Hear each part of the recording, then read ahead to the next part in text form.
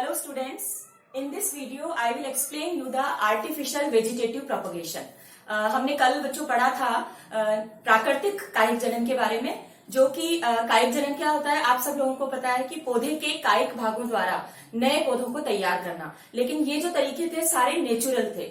अब हम डिस्कस करेंगे कृत्रिम विधियां। कृत्रिम यानी आर्टिफिशियल कायिक जनन। अब क्योंकि ये आर्टिफिशियल है यानी कृत्रिम तरीकों से हमने इसको उपयोग में लिया है, तो ये कैसे होते हैं? ये मानव निर्मित विधियां होती हैं। इनका मतलब क्या है? मानव निर्मित विधियों का उपयोग किया जाता है। कृत्रिम कायिक जनन के अंदर ऐसी विधियां होती है जिसे हम लोगों ने ही बनाया है हमारे बेनिफिट के लिए। इसका उपयोग क्यों किया जाता है? आर्थिक दृष्टि से महत्वपूर्ण पादप। किन पादपों के लिए किया जाता है? जो कि आर्थिक दृष्टि से महत्वपूर्ण होते हैं, यानी जिनसे आपको कोई ना कोई बेनिफिट है। जैसे कि आप फ्रूट वाले जो प्लांट्स का उपयोग करते हैं, या वेजिटेबल वाले प्लांट्स होते हैं, या हम फ्लावर के लिए करते हैं। आपने एक नाम सुना है, एक ब्रांच होती है हॉर्टिकल्चर। 11th क्लास में आपने इसके बारे में पढ़ा होगा, हॉर्टिकल्चर, जिसके अंदर हम इकोनॉमिक इंपॉर्टेंट प्लांट्स को ग्रो करवाते हैं या उनका कल्टीवेशन करते हैं। ऐसे पौधे जो आर्थिक दृष्टि से महत्वपूर्ण होते हैं, और उनमें फलों वाले पौधे भी हो सकते हैं, वेजिटेबल्स भी हो सकती हैं, फूलों वाले पौधे भी हो सकते हैं, जिनसे आप मनी मेकिंग कर सकते हैं। तो अब इनमें कौन कौन सी विधियां होती हैं? जो कृत्रिम कायिक जनन है उसे हमने फर्दर 2 भागों में बांटा है, 3 पार्ट्स में हमने इसको डिवाइड किया हुआ है। फर्स्ट है दाब लगाना, जिसे हम लेयरिंग भी बोलते हैं। दूसरा मेथड है जिसे हम कटिंग बोलते हैं। कटिंग का मतलब जिसे कर्तन, हिंदी में इसे हम कर्तन बोलते हैं। और थर्ड मेथड है हमारा रोपण। ठीक है, तो आज हम 2 विधियों के बारे में स्टडी करेंगे, एक तो कर्तन और एक दाब लगाना। ठीक है, तो सबसे पहले हम डिस्कस कर रहे हैं यहाँ पर कर्तन। कर्तन को हम इंग्लिश में बोलते हैं कटिंग। और जैसा कि इसके नाम से ही पता लग रहा है हमें कि इसके अंदर क्या होता है, जो भी स्टेम या रूट होती है, जो तना और जड़ होती है, उसकी कटिंग को यूज किया जाता है। इसे फर्दर कर्तन को हम 2 भागों में बांटते हैं, एक तो तने द्वारा और दूसरा जड़ द्वारा या मूल द्वारा। यानी तने से भी कर सकते हैं और जड़ों के द्वारा भी। तो फर्स्ट हमारा इसमें आएगा तने द्वारा, यानी आप तने के थ्रू, प्ररोह के थ्रू, स्टेम के थ्रू जो कटिंग करते हैं। क्या करते हैं इसके अंदर? आप कोई भी स्टेम लेंगे, कुछ प्लांट्स होते हैं जो स्पेशली जिनके लिए किया जाता है, एग्जांपल दूंगी, उनकी छोटी छोटी कटिंग करते हैं, छोटे छोटे पीसेस में उसे कट करके और भूमि में रोपित कर दिया जाता है, सॉइल में डाल दिया जाता है। कुछ समय बाद उसमें से न्यू पौधे बन जाते हैं। लेकिन यहाँ पर कुछ बातों का हमें ध्यान रखना है। जो भी आप कटिंग यूज कर रहे हैं उसमें हमें किन किन चीजों का ध्यान रखना है? सबसे पहले यहाँ पे आप लिखें तने की छोटी छोटी, तने के छोटे छोटे कर्तन का उपयोग यहाँ पे किया जाता है। लेकिन जिन बातों का विशेष तौर पे ध्यान रखना है वो मैं आपको बता रही हूँ क्या क्या होती है। जैसे कि आप जो भी कटिंग ले रहे हैं, तने की कटिंग ले रहे हैं, तो उस कटिंग की साइज, लेंथ, उसकी लंबाई कितनी होनी चाहिए। जो प्रवर्ध आप यूज में ले रहे हैं, यहाँ पर तना है तो प्रवर्ध की लंबाई, जिन चीजों का हम ध्यान रखेंगे उसमें फर्स्ट आएगा प्रवर्ध की लंबाई। दूसरा जो हमें ध्यान रखना है वो है मात्र पादप की आयु, जिस पौधे से आपने इसे लिया है, मात्र पादप की आयु। और तीसरी चीज जो हम इसमें यूज करेंगे वो है वातावरणीय कारक। ये 3 चीजें हैं जिनका महत्वपूर्ण प्रभाव पड़ता है। मैं आपको समझा रही हूं ये 1 बाय 1।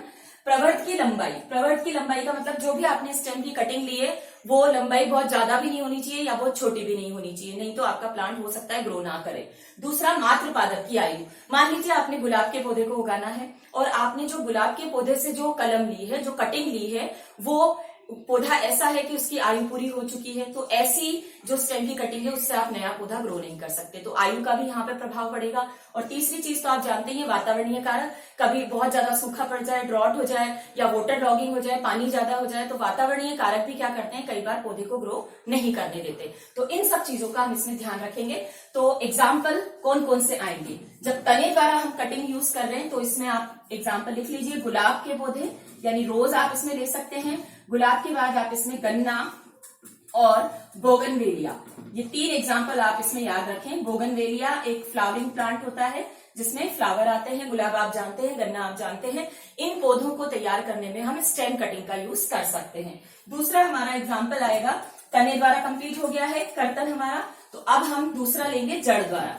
यानी आप जड़ों के द्वारा भी कटिंग करके नया पौधा तैयार कर सकते हैं। तो दूसरा मेथड हमारा हो गया जड़ द्वारा। और जड़ द्वारा में आपको ध्यान रखना है, वही जो जड़ होती है उसकी छोटी छोटी कटिंग यूज करनी है, लेकिन उसे कैसी दिशा में रखना है, ऊर्ध्व दिशा में। बस आपको ये ध्यान रखना है कि जब भी जड़ की कटिंग को आप भूमि में रोपित करें या सॉइल में डालें तो उसे आप इरेक्ट रखेंगे, ऊर्ध्व दिशा में रखेंगे, जिससे कि उसके शीर्ष पर अपस्थानिक जड़ों का निर्माण शुरू हो जाए, और जैसे ही जड़ का निर्माण होगा नया पौधा आपका तैयार हो जाएगा। तो जड़ वाला सिंपल ही है, ऊर्ध्व दिशा में हमें रखना है, ये ध्यान रखें।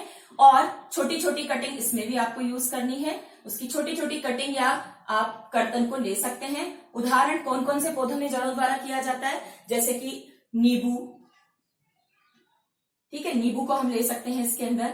नींबू के अलावा आप सेब, चेरी, इन सभी प्लांट्स के अंदर हम जड़ के द्वारा क्या कर सकते हैं, कर्तन विधि को उपयोग में ले सकते हैं। तो ये हमारा फर्स्ट मेथड है। अब हम बात करते हैं दूसरे मेथड की, जो कि है दाब लगाना। कटिंग आपको क्लियर हो गया है। कटिंग सिंपल सा मेथड है जिसमें हम कटिंग को यूज करते हैं, जो भी स्टेम कटिंग हो सकती है या रूट कटिंग हो सकती है। दाब लगाना यानी लेयरिंग, जिसे हम इंग्लिश में बोलते हैं, इट इज कॉल्ड लेयरिंग। और लेयरिंग भी फर्दर 2 टाइप की होती है। लेयरिंग को हम 2 भागों में बांटेंगे। पहला है हमारा टीला दाब, टीला दाब यानी मोंड लेयरिंग जिसे इंग्लिश में बोलते हैं, और दूसरा है वायु दाब। ठीक है, वायु दाब और टीला दाब। टीला दाब यानी मोंड लेयरिंग, इंग्लिश में हम इसे बोलते हैं MOUND, मोंड लेयरिंग। और वायु दाब को हम बोलते हैं एयर, या इसको हम गूटी के नाम से भी जानते हैं, इसे हम हिंदी में गूटी भी बोलते हैं। देखिए, जो दाब लगाना विधि होती है, इसके अंदर हम मात्र पादप से अलग किए बिना, शाखा को मात्र पादप से अलग किए बिना नए पौधे का निर्माण करते हैं। जब नया पौधा बन जाता है उसके बाद हम शाखा को मात्र पादप से अलग कर देते हैं, जो उसका मदर प्लांट होता है उससे हम अलग कर देते हैं। तो इसमें हमें ध्यान रखना है। पहला है जो हमारा टीला दाब। टीला दाब मैं आपको एक्सप्लेन कर रही हूँ किस तरीके का होता है टीला दाब। इसको हमें डिटेल में आपके पास, सबके पास बुक है, तो अगर आप थ्योरी है उसमें से आप पढ़ सकते हैं। हमें सिर्फ यहाँ पे समझना है कि एक्चुअल में होता क्या है। तो यहाँ पर टीला दाब जो है उसके एग्जाम्पल मैं आपको बता रही हूँ, मोगरा और चमेली। स्पेशली ये 2 एग्जाम्पल आप ध्यान रखें जिसके अंदर ये किया जाता है, क्योंकि आप जानते हैं इसमें हम पेड़ की जो शाखा होगी उसको बेंड करते हैं, मोड़ते हैं।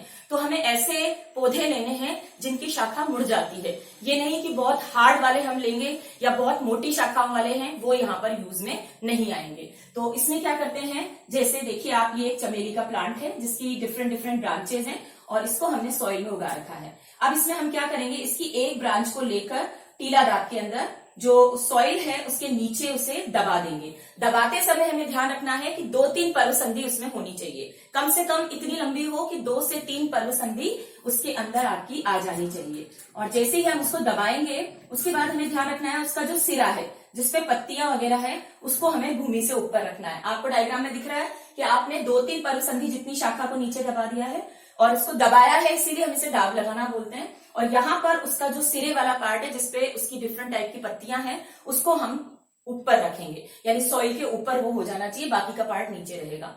कुछ समय बाद आप देखेंगे कि जैसे नीचे वाला भाग है वहां पर अपस्थानिक जड़ों का निर्माण हो जाएगा और अल्टीमेटली यहाँ पर एक नया प्लांट ग्रो हो जाएगा। अब जैसे ही नया प्लांट ग्रो होगा आप इसकी शाखा को कट करके हटा देंगे, यानी आपने एक पुराने पौधे से, मात्र पादप से एक नए प्लांट को तैयार कर लिया। पर शुरू में हमने इसको वहां से सेपरेट नहीं किया। जब पौधा तैयार हो गया पूरा, उसके बाद हमने ब्रांच को कट कर दिया, शाखा को कट कर दिया और आपका एक नया पौधा तैयार हो गया। तो इसे हम कहते हैं टीला दाब। दूसरा हमारा आएगा टीला दाब के बाद एयर लेयरिंग। एयर लेयरिंग जिसे हम कहते हैं वायु दाब। जो दूसरा मेथड है ये वायु दाब है, और वायु दाब के अंदर एयर लेयरिंग जिसे हम कहते हैं, या बूटी भी जिसे हम कहते हैं, इसको बूटी बोलते हैं। और ये क्या मेथड होता है, इसको भी मैं आपको डायग्राम के थ्रू शो कर रही हूँ कि किस तरीके से एयर लेयरिंग होती है। तो इसमें भी आप डायग्राम देखेंगे तो आपको पता लग जाएगा कि जो डायग्राम है उसमें क्या क्या चीजें आपकी इसके अंदर रहेंगी। देखिए, जो एयर लेयरिंग होती है इसमें लेयरिंग की जाएगी भूमि के ऊपर। नाम ही पता लग रहा है वायु दाब है, तो यानी जो भी काम करना है वो जमीन के नीचे नहीं, जमीन के ऊपर होगा। इसमें हमें पहली चीज जो ध्यान रखनी है वो ये है, वायु दाब में जो पहली चीज है वो उन प्लांट्स के लिए की जाती है जिनकी शाखाएं मोटी होती हैं, जिनकी ब्रांचेस थिक होती हैं। तो शाखाएं मोटी होनी चाहिए जब आप इसको कर रहे हैं। उदाहरण के लिए जैसे कि हम इसमें अमरूद और अनार का यूज करेंगे। मतलब इन प्लांट्स के अंदर इसे यूज किया जाता है क्योंकि इनकी शाखाएं थोड़ी मोटी होती हैं। तो पहली चीज तो शाखाएं मोटी होनी चाहिए, बस ये आपको इसमें ध्यान रखना है। अब इसमें क्या किया जाता है, सपोज ये हमारे पास एक अमरूद का पेड़ है, आपने ये अमरूद का पेड़ देखा है सबने अच्छे तरीके से, तो ये उसका एक पेड़ है। अब इसमें एयर लेयरिंग हम किस तरीके से करेंगे, तो इसमें आपको ध्यान रखना है, कोई भी प्लांट आपने लिया अमरूद या अनार का, उसकी एक शाखा जो सबसे नीचे 2 से 3 सेंटीमीटर ऊंची शाखा है उसको आप लेंगे और इस शाखा में एक वलय के आकार में बार्क जो उसकी छाल होती है उस छाल को रिमूव कर देंगे। जैसे कई बार हम छाल हटा देते हैं ना पेड़ की, तो उसको एक वलय के आकार में रिंग के फॉर्म में आप क्या करेंगे, बार्क को रिमूव कर देंगे, अंदर का सफेद हिस्सा आपको दिखने लग जाएगा और रिंग के फॉर्म में अलग कर देंगे उसे। तो यहाँ पर आपको एक व्हाइट सा पार्ट नजर आएगा, इसमें आपको एक मॉस से ढक देना है। मॉस आप जानते हैं, आपने ब्रायोफाइटा पढ़ा था, तो उसमें स्फेग्नम मॉस होता है।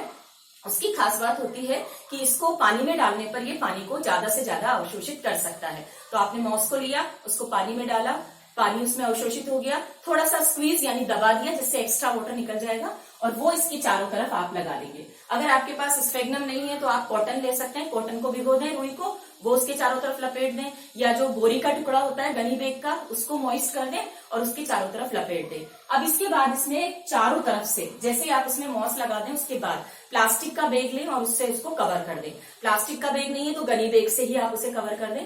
कवर करने के बाद आपको ध्यान रखना है उस पेड़ की जस्ट उसके ऊपर की कोई एक शाखा आप ले लें और इस पर एक मटके को लटका दें। ये मटका जो होगा इसमें एक नीचे से छेद होगा, इसमें पानी भरा होगा और उस छेद से हम एक रस्सी को इस गूटी से, ये जो स्ट्रक्चर आप देख रहे हैं जो हमने ढक दी है, इसे हम बोलते हैं गूटी, है ना, गुट्टी या झूटी बोलते हैं। इस गुट्टी से हमने उस रस्सी का कनेक्शन कर दिया है और इस रस्सी के थ्रू इस मटके से क्या हो रहा है, पानी ड्रॉप बाय ड्रॉप आ रहा है। जैसे आजकल आप देख रहे हैं सावन के महीने में हम शंकर भगवान के मंदिर में ऊपर से क्या करते हैं, मटका रहता है और उसमें एक रस्सी को लटका देते हैं जिससे ड्रॉप बाय ड्रॉप उनके ऊपर मूर्त जो अपने शंकर भगवान का शिवलिंग होता है उसके ऊपर वो पानी जाता है ड्रॉप बाय ड्रॉप। सेम वही मेथड आपको करना है कि गूटी का कनेक्शन आपने इससे कर दिया है मटके से, तो धीरे धीरे इसमें ड्रॉप बाय ड्रॉप वाटर जाएगा जिससे कि इसमें मॉइस्चर बना रहेगा। कुछ दिनों बाद आप देखेंगे कि यहाँ से अपस्थानिक जड़ों का निर्माण शुरू हो जाएगा। अपस्थानिक जड़ें बनने के बाद आप जानते हैं कि उसमें तना भी बनने लग जाएगा और एक छोटा सा पौधा यंग आपको यहाँ पर नजर आ जाएगा। अब आपको क्या करना है, इस शाखा को यहाँ से कट कर देना है और कट करने के बाद इस प्लांट को आप कहीं भी जहां आपकी मर्जी है उगा सकते हैं। तो आपने देखा मात्र पादप से हमने स्टार्टिंग में तो पौधे को अलग नहीं किया और बाद में उसे सेपरेट करके हमने नया पौधा तैयार कर लिया। ये सारा वर्क आपका किससे हो रहा था, एयर में हो रहा था, वायु में हो रहा था, जमीन के अंदर नहीं। हमने नया पौधा कैसे तैयार किया है, जमीन के ऊपर। तो इसलिए इस प्रकार के जो मेथड को हम कहते हैं दाब लगाने का ही मेथड है, लेकिन इसमें हमने वायु दाब का उपयोग किया। तो ये 2 मेथड मैंने आज आपको बताया, अच्छे से आपको ध्यान रखने हैं। एक तो आपको कर्तन विधि जो आपको 2 प्रकार से हमने डिवाइड किया हुआ है, स्टेम के थ्रू और जड़ के थ्रू, और दूसरी विधि दाब लगाना जिसमें हमने 2 प्रकार के मेथड स्टडी किए। फर्स्ट हमारा मेथड था टीला दाब और दूसरा हमारा मेथड था वायु दाब। नेक्स्ट हम पढ़ेंगे ग्राफ्टिंग यानी रोपण टेक्निक।